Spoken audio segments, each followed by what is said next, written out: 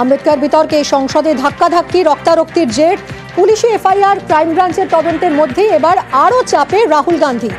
বিজেপির মহিলা সাংসদকে হেনস্থার অভিযোগে স্বতঃপ্রণোদিত পদক্ষেপ জাতীয় মহিলা কমিশনের।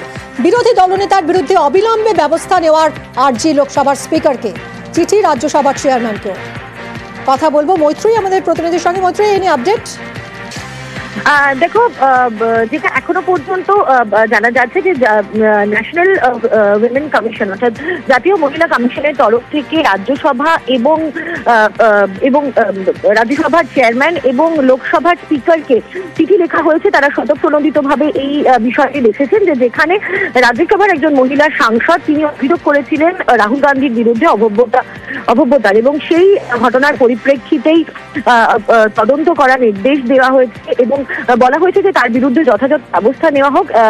স্পিকারকে এবং রাজ্যসভার চেয়ারপারসনকে তেমনটাই চিঠি লিখে জানিয়েছেন জাতীয় মহিলা কমিশনের চেয়ারপারসন। ধন্যবাদ মৈত্রী।